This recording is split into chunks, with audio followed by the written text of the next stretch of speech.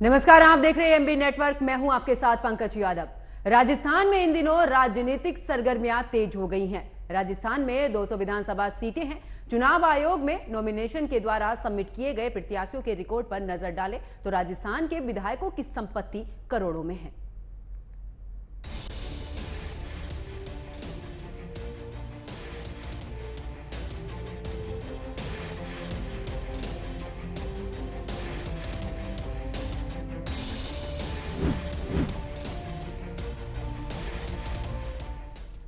तो राजस्थान में जिस तरीके से नॉमिनेशन किए जा रहे हैं उसके बाद से अगर संपत्तियों की बात की जाए तो बीजेपी विधायकों की तुलना में कांग्रेस के विधायक और मंत्री ज्यादा धनवान हैं। 3 विधायक तो अरबपति हैं। इतना ही नहीं, कुछ ऐसे भी विधायक हैं जिन पर आपराधिक मामले भी दर्ज हैं। इसी पर आज खास चर्चा करेंगे, लेकिन उससे पहले रिपोर्ट देखिए।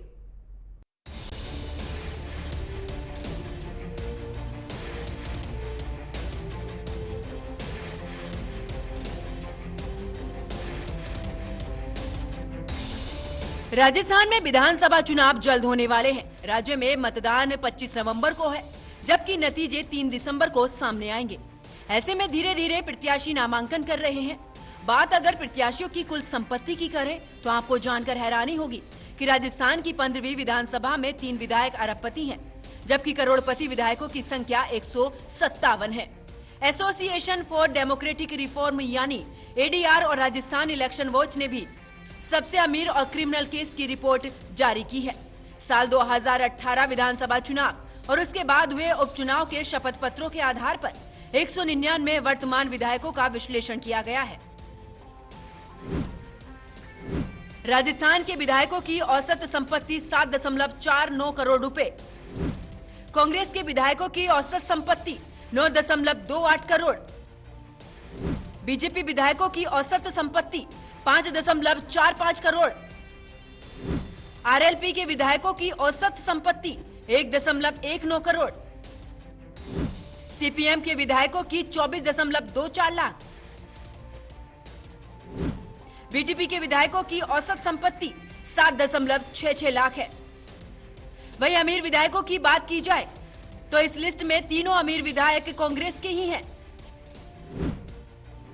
पहले नंबर पर सीकर की दौद सीट से विधायक परसराम मोरदिया हैं। मोरदिया की संपत्ति 1 अरब 72 करोड़ रुपए है। दूसरे नंबर पर चित्तौड़ के निम्बाहेड़ा से विधायक और मंत्री उदयलाल अंजुना की संपत्ति 1 अरब 7 करोड़ है। तीसरे नंबर पर भरतपुर की डी कुम्हेर से विधायक और मंत्री विशेंद्र सिंह हैं। सिंह की संपत्ति 1 अरब 4 करोड़ है। अब आपको ये भी बताते हैं कि आखिरकार कितने विधायकों के खिलाफ आपराधिक मामले हैं। 28 विधायक ऐसे हैं जिन पर गंभीर किस्म के आपराधिक केस दर्ज हैं, यानी 14% विधायकों के खिलाफ गंभीर किस्म के केस हैं। वहीं 43% निर्दलियों पर भी गंभीर केस चल रहे हैं। एक विधायक ने हत्या और 4 विधायकों ने हत्या के प्रयास के केस के बारे में जानकारी दे रखी है।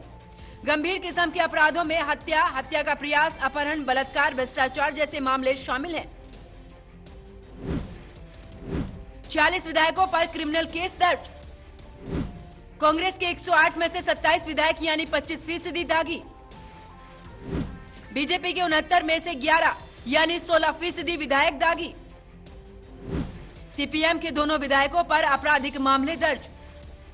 एक दूसरे पर जिस तरह से सभी राजनीतिक पार्टियां भ्रष्टाचार या दूसरे आरोप लगाती हैं, लेकिन जिस तरीके से एडीआर की रिपोर्ट सामने आई है वो कई सवाल खड़े करती है। Bureau report, AMB network.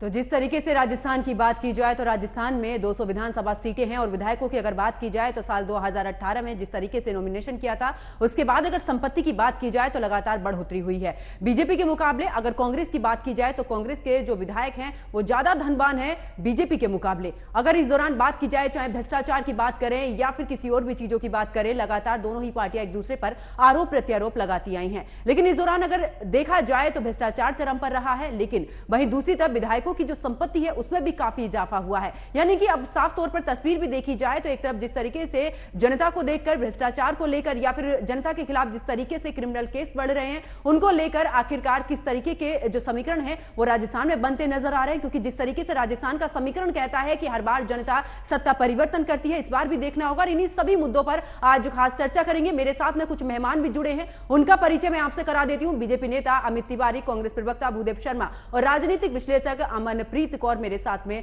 जुड़े हुए हैं। आप तीनों मेहमानों का स्वागत है एएमबी नेटवर्क पर। चर्चा की शुरुआत तो अमनप्रीत जी आप ही के साथ में करूंगी। जिस तरीके से भ्रष्टाचार के अगर मामले देखें राजस्थान में लगातार बढ़ते हैं और उस दौरान क्रिमिनल केस भी जो है वो लगातार बढ़ते नजर आ रहे हैं। ऐसे बहुत सारे विधायक हैं, ऐसे बहुत सारे वो रहे हैं सदस्य जिनको टिकट भी दिया गया है, लेकिन उन पर आपराधिक मामले भी हैं। वही संपत्ति की बात करें तो संपत्ति भी लगातार बढ़ती गई है विधायकों की। इसको लेकर क्या कुछ खास? पंकज, जो 5 स्टेट्स में विधानसभा इलेक्शन हो रहे हैं उसमें राजस्थान भी एक है और 25 नवंबर को यहाँ पे इलेक्शन हो जाएंगे। अभी जो उम्मीदवारों की सूचियां सामने आई हैं तो उसमें जब अपना पूरा जांच पड़ताल होती है, उसका पूरा वेरवा देना पड़ता है, तो उस चीज में ये चीजें सामने आई है कि कांग्रेस के जो उम्मीदवार हैं वो भाजपा के उम्मीदवारों से भी ज्यादा पैसा रखते हैं। उनकी जो जमा पूंजी है वो ज्यादा है और प्रॉपर्टी भी ज्यादा है। उसी हिसाब से जो दोष लग रहे थे कांग्रेस पे, आप ये देखो कि एक राजस्थान में एक कहावत है कि राज बदलेगा या रिवाज बदलेगा। तो ऐसा होता है कि अगर कांग्रेस पिछले 5 साल से वहां पे राज कर रही है तो उनके ऊपर जो कांग्रेस के मंत्री हैं उनके ऊपर बहुत सारे दोष लगे हैं भ्रष्टाचार के, जो भाजपा उजागर कर रही है। और उसमें एक पर्चा लीक का भी मामला सामने आया है जिसमें गोविंद डोटासरा जो है प्रदेश अध्यक्ष जो कांग्रेस के, उनके ऊपर भी ईडी की छापेमारी हो रही है। उस पर्चा लीक में ही करोड़ों रुपए का गबन जो है वो सामने आया है। ऐसा आया है कि जो भ्रष्टाचार हुआ है शिक्षा संस्थानों को लेके और जो पर्चा लीक हुआ है वो शिक्षा संस्थानों के साथ उनकी जो गठजोड़ सामने आई है, तो उस चीज में भाजपा लगातार ये मुद्दा उठा रहा है कि कांग्रेस की जो सरकार है उसने 5 साल में पूरा भ्रष्टाचार किया है, राजस्थान के लोगों को लूट के खाया है। तो ये चीजें जब ये पूरी लिस्ट सामने आई है और उम्मीदवारों की जो पूंजी का वेरवा सामने आया है, तो इसका मतलब तो पंकज यही हो गया कि जो भाजपा उंगली उठा रही थी या फिर पहले ऐसा था कि भाजपा ऐसा इल्जाम लगा रही है, तो कहीं ऐसा तो नहीं कि ये बात सच ही है कि वाकई में जो कांग्रेस के मंत्री थे उन्होंने जो राजस्थान का विकास करने के लिए जो सरकार बनाई थी, राजस्थान के लोगों के साथ एक वादा किया था कि उनकी उन्नति के लिए वो सरकार लेके आएंगे, तो क्या उन्होंने विश्वासघात करा राजस्थान के लोगों के साथ और सिर्फ अपनी प्रॉपर्टी बनाने में लग गए। तो मुझे लगता है ये जो दोष कांग्रेस सरकार के ऊपर लग रहे थे, इनके ऊपर जैसे ईडी की छापेमारी हुई है तो जल्द से जल्द जो इसके ऊपर कार्रवाई करनी चाहिए और देखना चाहिए कि सचमुच कहीं उन्होंने ये जो भ्रष्टाचार के धब्बे उनके ऊपर लग रहे थे, कहीं ये बात सच तो नहीं है जो उनकी प्रॉपर्टी इतनी बढ़ गई। क्योंकि ऐसा कैसे हो गया कि 5 साल में ही इनकी जो प्रॉपर्टी है उसमें इजाफा हुआ है। ठीक है, सोचने वाली बात। बिल्कुल बिल्कुल, जवाब ले लेते हैं। भूदेव शर्मा जी हमारे साथ में जुड़े हुए हैं। भूदेव शर्मा जी, जिस तरीके से बीजेपी ने भ्रष्टाचार को लेकर हमेशा से ही राज्य सरकार पर हावी रही है, तमाम ऐसे बातें निकलकर सामने आई, चाहे ईडी की जांच की बात कर ले, अब जो आंकड़े बताते हैं कि बीजेपी के मुकाबले कांग्रेस के विधायक ज्यादा धनवान हैं, तो जो भ्रष्टाचार के आरोप लग रहे थे क्या वो धीरे धीरे साबित होते या उस ओर इशारा होते हुए? पंकज जी, आपने कहा, अमनप्रीत जी ने कहा, तो मैं चाहता हूं कि मेरे को पहले अपना पूरा जवाब देने दीजिए, उसके बाद आप अगला क्वेश्चन करना। जैसे कहा कि कांग्रेस ने भ्रष्टाचार किया, मुझे लगता है कि अभी तक आप लोगों को ये नहीं पता, शायद पता होगा लेकिन आप लोग नहीं बोलना चाहते, अलग बात है कि राजस्थान एक पहला ऐसा राज्य है जिसने पेपर लीक के मामले में कानून पास किया है, बनाया है। वरना मध्य प्रदेश में इतने बड़े घोटाले हो गए, पटवारी घोटाला हो, इंजीनियरिंग भर्ती को लेकर के घोटाला हो, उत्तराखंड में जो क्या है सचिवालय भर्ती घोटाला हो, तमाम घोटाले हो गए और उत्तर प्रदेश में रोज पेपर लीक हो रहे हैं, तो उसको लेकर के कोई सवाल खड़ा नहीं करता।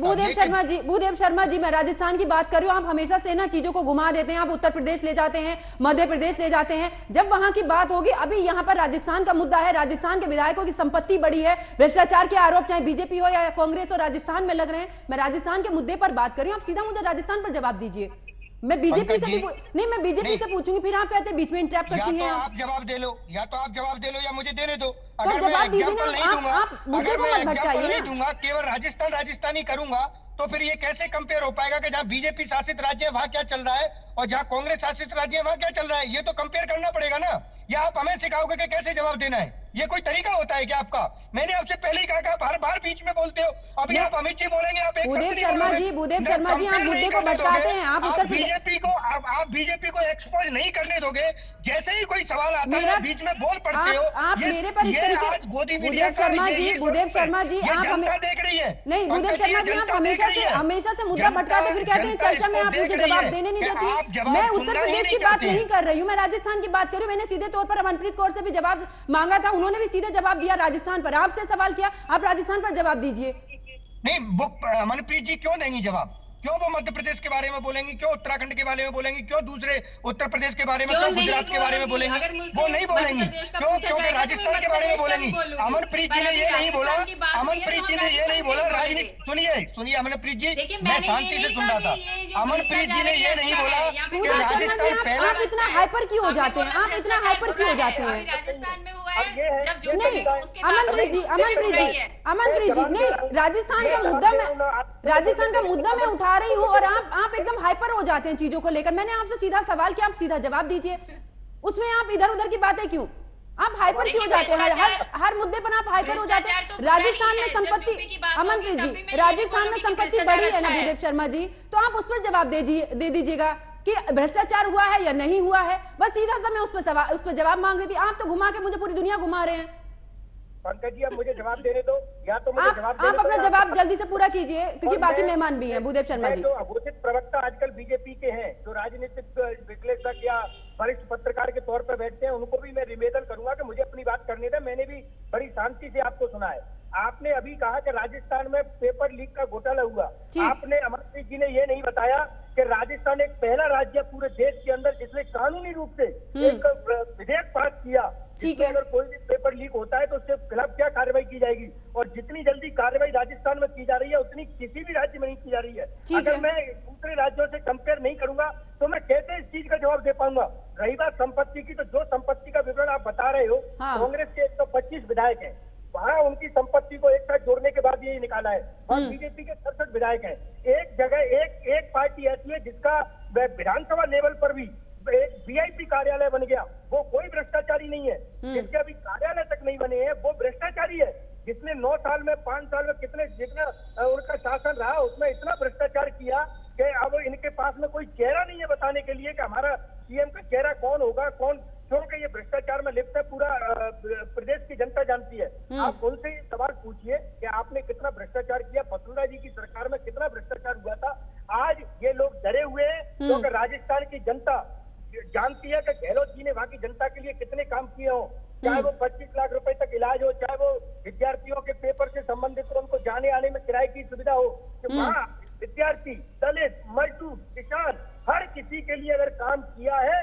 500 रुपए में सिलेंडर देने का काम किया, हर काम किया वो राजस्थान की सरकार ने किया। तो ये डरे हुए हैं और ये केवल और केवल जनता को भड़कलाने का काम करते हैं, जिसमें कई लोग इनका साथ दे रहे हैं। लेकिन निश्चिंत रहिए, प्रदेश की जनता 3 दिसंबर को इनको बताएगी कि वहाँ की जनता किसका चुनाव करती है। गहलोत जी के नेतृत्व में कांग्रेस की सरकार बनती है या बिना किसी के नेतृत्व में बीजेपी को जिताती है, जिनका कोई नेतृत्व ही नहीं है, जिनके पास चेहरा ही नहीं है, उनको जिताती है। ये तो 3 दिसंबर को देखना होगा कि भ्रष्टाचारी है कि नहीं है। बीजेपी के ज्यादा भ्रष्टाचारी है, कांग्रेस के ज्यादा भ्रष्टाचारी है। ठीक है भूदेव शर्मा जी, जवाब ले लेते हैं। बीजेपी से भी अमित तिवारी जी भी हमारे साथ में जुड़े हुए हैं। अमित जी, जिस तरीके से आरोप जो है वो हमेशा से ही कांग्रेस पर लगता आया है आपकी तरफ से कि भ्रष्टाचार बढ़ा है, लेकिन वसुंधरा राजे की सरकार में भी तो भ्रष्टाचार रहा है। और उसी जांच को लेकर चाहे कांग्रेस की बात करें, अशोक गहलोत और सचिन पायलट के बीच में भी गहमा गहमी देखने को मिली थी। लेकिन भ्रष्टाचार का जब मामला आता है तो आप एक तरफ क्यों? क्योंकि आपकी सरकार में भी भ्रष्टाचार सबसे पहले सामने आया, फिर इस तरीके से आरोप क्यों?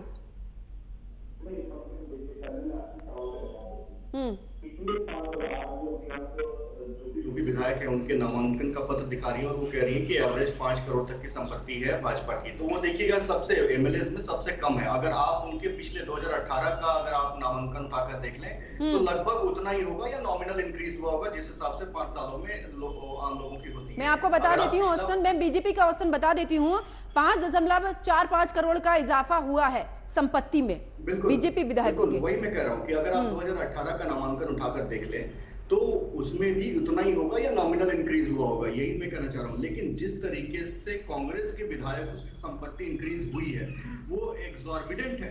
जिस तरीके से वहां पे पर्चा लीक हो गया, आपका शिक्षा घोटाला हो गया, कोटा में आप देख रहे हैं क्या स्थिति बनी हुई है।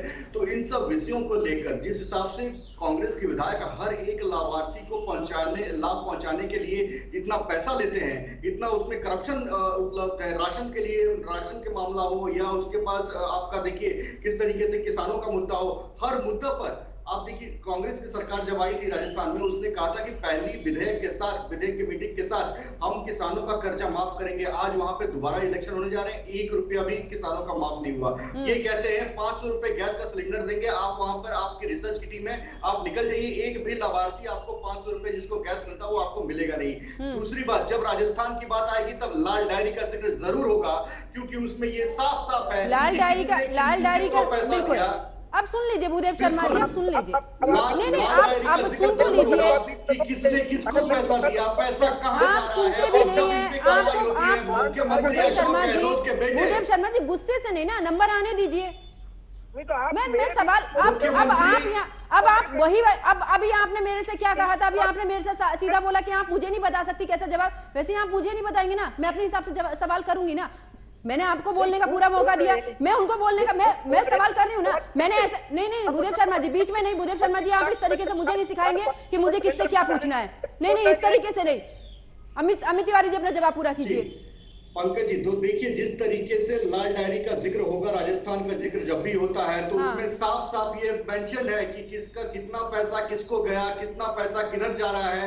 और अशोक गहलोत के बेटे का इसमें खास कर का रोल है, जो कि आज ईडी की जांच पड़ताल चल रही है, उनको भी जेल जाना पड़ेगा। किस तरीके से अशोक गहलोत के बेटे का इसमें साफ साफ जिक्र है, और उसी लाल डायरी को छुपाने के लिए, उसी लाल डायरी में दर्ज काले कारनामों को छुपाने के लिए उस विधायक को संसद में पीटा गया और अशोक गहलोत ने उस पर कुछ भी नहीं कहा। इसमें अशोक गहलोत लेकिन अमित तिवारी जी, अब जिस तरीके से वसुंधरा राजे की जिस समय उनकी सरकार थी उस समय भी भ्रष्टाचार के तो बहुत आरोप लगे हैं, फिर आप इस तरीके से कांग्रेस पर ही क्यों? आपके विधायक भी तो उस दौरान रहे हैं। लगे नहीं, राजनीतिक आरोप लगाना अलग बात है। कांग्रेस आज 5 साल वहां पे पूरे कर रही है, क्या एक भी एफआईआर किसी के खिलाफ दर्ज हुआ वहां पे? अगर कांग्रेस ये कहती है कि ये बीजेपी का आरोप है तो किसी के खिलाफ कार्रवाई हुई? हम तो कार्रवाई कर रहे हैं ना। जो भी आरोपी है, जो भी भ्रष्टाचारी है, हम तो कार्रवाई कर रहे हैं, कार्रवाई करते हुए भी दिख रहे हैं, सजा होते हुए भी आप देख रहे हैं। लेकिन उनका कहना भी तो यही है ना, उनका कहना भी यही है, जो बीजेपी में आ जाता है वॉशिंग मशीन में धुल जाता है। आप उन पर ईडी या सीबीआई की कार्रवाई नहीं कराते हैं। कांग्रेस के कितने भ्रष्टाचारी राजस्थान में भाजपा में जुड़े? कोई नहीं जुड़ा। दो लोग जुड़े हैं जो भी उन पर कोई भ्रष्टाचार का आरोप नहीं है, लेकिन इनके तो भीतर खाने ही बंटवारा पड़ा हुआ है। ये तो आपस में ही द्वंद्व लड़ रहे हैं, तो ये दूसरे से क्या लड़ेंगे? आपस की बात तो वो क्लियर कर चुके हैं ना अमित तिवारी जी। आपस की बात तो जिस समय नॉमिनेशन किया है सचिन पायलट ने साफ तौर पर कह दिया कि हम तो साथ में हैं। अगर हम भ्रष्टाचार पर भी आवाज उठा रहे हैं तो हम साथ में आवाज उठा रहे हैं। आप सचिन पायलट ने बोल दिया कि हम साथ में हैं, लेकिन आप एक भी प्रेस कॉन्फ्रेंस देख लीजिए, क्या सचिन पायलट अशोक गहलोत के साथ आते हैं? नहीं आते। एक भी किसी भी मंच पे वो साथ में खड़े होते हैं? नहीं खड़े होते। अब ऐसे तो अमित तिवारी जी, अब ऐसे तो वसुंधरा राजे जिस समय पर प्रधानमंत्री नरेंद्र मोदी जी की रैली में थी उस समय पर उनके नाम का जिक्र नहीं हुआ है। हुआ था उस समय पे जिक्र नहीं हुआ ना, प्रधानमंत्री नरेंद्र मोदी ने उनका जिक्र नहीं किया। तो वो तो आपसी जो बात है वही बात है कि राजनीति में कोई किसी का दुश्मन नहीं, राजनीति में कोई किसी का दोस्त नहीं, राजनीति में कोई किसी का दोस्त है दुश्मन की बात मैं नहीं कर रहा हूँ। आपस में पार्टियों में तो समन्वय होना चाहिए ना। अगर मेरे भाजपा की आप पार्टी देखेंगे तो कहीं भी किसी भी नेता के कपड़े नहीं फाड़े जा रहे हैं, किसी भी नेता का घर नहीं जलाया जा रहा है, किसी भी नेता पर जूते नहीं मारे जा रहे हैं, किसी भी नेता को जूते नहीं मारे जा रहे। कांग्रेस की हालत देख लीजिए आज क्या है कि इनके वरिष्ठ नेताओं पर जूते मारे जा रहे हैं, गोबर पोता जा रहा है, किस तरीके से नेता कार्यकर्ता उनके कपड़े फाड़ रहे हैं। तो ये तो स्थिति कांग्रेस की बनी हुई है, और इसी कांग्रेस की स्थिति को छुपाने के लिए भूदेव जी ये सारे ड्रामा कर रहे हैं। आप इन पे सवाल खड़े कर दीजिए तो आपको गोदी मीडिया का तकमा दे दीजिए। इनके एक वरिष्ठ प्रवक्ता तो ये अमित तिवारी जी, मीडिया को इसकी आदत पड़ चुकी है। मीडिया का जो काम करना है वो तो मीडिया अपना काम कर रही है। तमाम चाहे आरोप लगाइए या कुछ भी, उससे मीडिया का इतना कोई लेना देना नहीं है।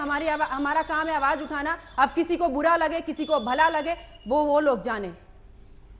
बिल्कुल, आपका अभिनंदन करते हैं पंकज जी, आपने जितनी दृढ़ता से ये सवाल रखे और भूदेव शर्मा जी उसका जवाब नहीं दे पाए, ये साबित होता है कि इनमें कितना कॉन्फिडेंस है। ये राजस्थान हारने वाले हैं और इसी हार का नतीजा है कि अशोक गहलोत और सचिन पायलट। ठीक है अमित तिवारी जी, वापस लौटती हूँ भूदेव शर्मा जी से जवाब ले लेती हूँ। भूदेव शर्मा जी तमाम आरोप लगा रहे हैं, अब आपका नंबर है बोलने का, दीजिए जवाब।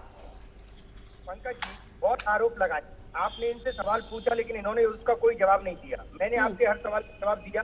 इन्होंने कहा कि आपने पूछा इनसे कि आप अपने बीजेपी के नेताओं पर कोई कार्रवाई नहीं करते। एक दो नेता ऐसे बता दीजिए इतना नाम खड़े होकर के मोदी जी रेडियो में लेते थे कि इनको जेल में डालेंगे और वो भारतीय जनता पार्टी में ज्वाइन हो गए तो वो उसके बाद धुल गए, तरफ से धुल गए। एक दो नेता ऐसे बता दो जिन पर कार्रवाई हो रही हो। ये केवल और केवल जनता को भड़काने का काम करते थे। ये किसी चुनाव में जाते पर भी ये नहीं बताते कि हमने क्या विकास किया और क्या विकास करेंगे। और हमारे नेता अगर किसी भी चुनावी रैलियों में जाते हैं केवल विकास को लेकर के बात करते हैं, चाहे वो महंगाई की बात करें, बेरोजगारी की बात करें, किसी की। ये केवल बात करते हैं हिंदू मुस्लिम पाकिस्तान देश के लोगों को लड़ाने की। अब हालत ये हो गई है कि पहले चुनाव में प्रचार करने के लिए मोदी जाते थे, अब देश के लोग समझ चुके हैं कि मोदी को भी समझ चुके, तो अब ये ईडी सीबीआई का सहारा ले रहे हैं। जहां 5 साल में इनको कहीं भ्रष्टाचार नजर नहीं आता, लेकिन जैसे ही इलेक्शन आता है इनको और ये सब दिखाई देते हैं। उनका दुरुपयोग कर रहे हैं सरकारी संस्थाओं का, जैसा इन्होंने कर्नाटक में किया। वहां की जनता ने इनको दिखा दिया कि आप कितना भी दुरुपयोग करने का कोशिश कीजिए लेकिन जनता सत्य के साथ खड़ी है। मैं आपको पूरे विश्वास के साथ दिखता हूँ कि राजस्थान की जनता कांग्रेस पार्टी के साथ खड़ी है। लाल डायरी की बात कीजिए ना, उस लाल डायरी में काले कारनामों की बात कीजिए कांग्रेस की, गहलोत सरकार की काम कर रहे हैं, ईडी सीबीआई का दुरुपयोग कर रहे हैं। लाल डायरी में जो काले कारनामे अमित जी सुन लीजिए, बीच में नहीं बोलने दीजिए। लेकिन भूदेव शर्मा जी, अब जिस तरीके से लाल डायरी का जिक्र हुआ था और आप ही की सरकार है राज्य में, तो अगर भ्रष्टाचार वहां पर जिस पर भी हुआ है वो आपकी तरफ से भी कार्रवाई की जा सकती है। आपकी तरफ से कितनी कार्रवाई की जा रही है? आरोप कौन लगा रहा है? आरोप लगा रहे हैं वो कार्रवाई करे ना। नहीं, वसुंधरा राजे के सरकार के दौरान जो भी भ्रष्टाचार के मामले थे, सचिन पायलट ने मुद्दा उठाया था ना, अशोक गहलोत के सामने चिट्ठी भी लिखी थी। उसके बाद क्या हुआ? यही तो लोकतंत्र है हमारी पार्टी का। अगर उनको लगता है कि भ्रष्टाचार हुआ है तो आवाज कोई भी उठा सकता है। ये कोई भारतीय जनता पार्टी नहीं है जिसमें अगर किसी ने अगर शीर्ष नेतृत्व के खिलाफ कुछ भी बोला तो उसको उठा दो। मैं आपको एक तो एग्जांपल देता हूँ, प्लीज तो समझने की कोशिश करना। 2014 से पहले इन लोगों ने क्या मुद्दे बनाए थे? 2G स्पेक्ट्रम, कोयला घोटाला, तमाम ऐसे मुद्दे बनाए और कांग्रेस पार्टी की छवि को खराब करने का काम किया। जब इनकी सरकार बन गई उसके बाद सुप्रीम कोर्ट ने भी उनको क्लीन चिट दी और जो कैग थे उन्होंने भी आकर के माफी मांगी। ऐसा ही राज्य में करने की कोशिश करते हैं, वहाँ की जनता को बरगलाने का काम करते हैं। चुनाव के समय में ईडी सीबीआई का दुरुपयोग करते हैं, मीडिया का सहारा लेकर के वहाँ के नेताओं को बदनाम करने का काम करते हैं। जैसे ही चुनाव खत्म हो जाते हैं, शर्मा जी आप अब ऐसा लगने लगा है कि सब घर बैठ जाते हैं जो विपक्ष की तरफ से, हाँ नहीं, अब ऐसा लगने लगा है कि कहीं पर कोई सवाल ना हो तो मीडिया को बीच में ले आइए। ठीक है भूदेव शर्मा जी, अब मीडिया पर बोलते बोलते खैर चर्चा भी मैं मीडिया पर नहीं करना चाहती हूँ। समय का मैं अमनप्रीत कौर से भी जवाब ले लेती हूँ। अमनप्रीत कौर जी, अब जिस तरीके से भ्रष्टाचार को लेकर, अब भूदेव शर्मा जी अब सवाल करने दीजिए, अब मैंने आपको पूरा मौका दिया बोलने का। ठीक है, बात पूरी कीजिए। इनसे ये पूछिए कि आपने जहाँ पर भी चुनाव हुए वहाँ ईडी सीबीआई का प्रयोग किया, चुनाव के बाद वो ईडी सीबीआई अपने घर क्यों बैठ जाती है? फिर भ्रष्टाचार दिखाई देता है। ठीक है, अब मैं क्यों जा रहे हैं ये लोग? बताइए, हिमाचल में क्यों नहीं जा रहे हैं? ये केवल उन्हीं स्टेटों में क्यों जाते हैं जहाँ केवल चुनाव होते हैं? मैंने किया ये सवाल तो मैंने किया। ये सवाल जो आप मुझे बता रही तो मैं कर चुकी हूँ पहले ही बीजेपी से। चलो मैं फिर से आप बोले, मैं फिर से कर लूंगी। फिलहाल पहले मैं अमनप्रीत कौर जी से सवाल कर लेती हूँ। अमनप्रीत कौर जी, अब जिस तरीके से बात करते हैं भ्रष्टाचार की या फिर कहते हैं कि साफ छवि को लेकर, अब बात करें दोनों ही पार्टियां सिमिलर नजर आ रही हैं, चाहे भ्रष्टाचार के मामले में हो या फिर दागी जो नेता हैं उनके मामले में हो। टिकट तो सबको ही दिए जा रहे हैं, फिर ये किस तरीके से? देखिए, अगर भ्रष्टाचार की बात करें तो भ्रष्टाचार के जो आरोप हैं वो भाजपा ने तो बाद में लगाए, कांग्रेस ने खुद ही अपने अंदर जो अंदर ही एक दूसरे पे लगाए हैं। लाल डायरी, राजेंद्र गौड़ा कौन थे? वो तो कांग्रेस के ही थे। उसके बाद अगर पर्चा लीक की बात हुई थी, पर्चा लीक के ऊपर भी अशोक गहलोत सरकार के ऊपर सचिन पायलट ही सबसे पहले आगे आए थे। तो ये अंदर बात हो रही है। तो ऐसा तो नहीं कह सकते कि कांग्रेस के अंदर भी ये भी कोई प्लानिंग प्लॉटिंग चल रही है। भाजपा को तो हम बोल सकते हैं कि हाँ जी, भाजपा जो है जो चुनाव जीतने के लिए विरोधी पार्टी के ऊपर ऐसे ही ब्लेम लगा रही है। तो अगर लाल डायरी की बात हुई है और उछाल के लाल डायरी दिखाई गई है, राजेंद्र गौड़ा ने उछाल के लाल डायरी दिखा के बोला है कि हाँ जी भ्रष्टाचार हुआ है और इसमें सारी डिटेल है, बिल्कुल। तो ये इसमें फिर कांग्रेस को सोचना चाहिए। हम ये नहीं बोलते कि अशोक गहलोत सरकार जो है वो पर्चा लीक वाले मामले में या फिर जो भ्रष्टाचार का मामला लाल डायरी वाला सामने आया है उसके ऊपर एक्शन नहीं ले रही, पर उसका रिजल्ट सामने आना चाहिए ना। ऐसा नहीं हो सकता कि आप बोलते रहो कार्रवाई हो रही है, कार्रवाई हो रही है। कार्रवाई कितने साल होती रहेगी? आपको कितना टाइम चाहिए कार्रवाई के लिए? और बाकी हम लोग किसी को जज नहीं कर सकते। दोनों पॉलिटिकल पार्टियां दूध की धुली नहीं है पंकज, ये हमें समझ लेना चाहिए। और सबसे बड़ी बात ये है कि इलेक्शन अगर आ रहा है सोच समझ के लोगों को वोट देने चाहिए, क्योंकि अगर ये भ्रष्टाचार का मामला आया है, पर्चा लीक का मामला आया है, तो दोनों चीजों में जो नुकसान है वो राजस्थान की जनता का है, राजस्थान की यूथ का है, जिनको जो रोजगार के जो लिए वो इतनी तत्परता से एग्जाम देने के लिए वहां पे अपने घर बार छोड़ के बैठे हैं। वहां पे वो अगर एग्जाम देने की उनकी उम्र निकल जाती है जब ऐसे पेपर लीक हो जाता है और पेपर जो है कैंसिल हो जाते हैं। एक गंभीर समस्या ये है। जी, हम ये बिल्कुल नहीं बोलते कि यूपी में ऐसी चीजें नहीं होती, जहाँ पे भाजपा की सरकार है वहां पे नहीं होती। ये चीज बुरी है, अगर भाजपा की सरकार है तब भी बुरी है, अगर कांग्रेस की सरकार है तब भी बुरी है। ठीक है, समय की कमी होने के चलते मुझे चर्चा को यहीं पर ही रोकना होगा। आप तीनों मेहमान मेरे साथ में जुड़े, आप तीनों का बहुत बहुत शुक्रिया। तो देखिए, राजस्थान की अगर बात की जाए तो राजस्थान में जल्द ही विधानसभा के चुनाव होने वाले हैं, लेकिन ऐसे में अगर बात की जाए राज्य में मतदान की तो 25 नवंबर को होंगे, नतीजे 3 दिसंबर को सामने आएंगे। लेकिन धीरे धीरे प्रत्याशियों के नामांकन की अगर बात करें तो वो भी हो रहे हैं, लेकिन कुल संपत्ति में जिस तरीके से आंकड़े सामने आए हैं वो भी चौंकाने वाले हैं। क्योंकि अगर बात करें तो बीजेपी के मुकाबले कांग्रेस के जो विधायक हैं वो ज्यादा धनवान हैं, लेकिन वहीं अगर बात करें भ्रष्टाचार की तो भ्रष्टाचार को लेकर चाहे बीजेपी सरकार हो या फिर कांग्रेस हो, दोनों पर ही आरोप जो है वो पूरी तरीके से लगे हैं। अगर दागी नेताओं की बात करें तो दोनों ही पार्टियों में अगर बात करें तो दागी नेताओं को भी इस दौरान टिकट दिए गए हैं, हर चुनाव में दिए जाते हैं। लेकिन अब देखने वाली बात यह होगी कि जिस तरीके से एक दूसरे पर आरोप प्रत्यारोप लगा रहे हैं, यह सिलसिला कहां तक जाता है। मेरे साथ फिलहाल इतना ही। आप देखते रहिए एएमबी नेटवर्क। नमस्कार।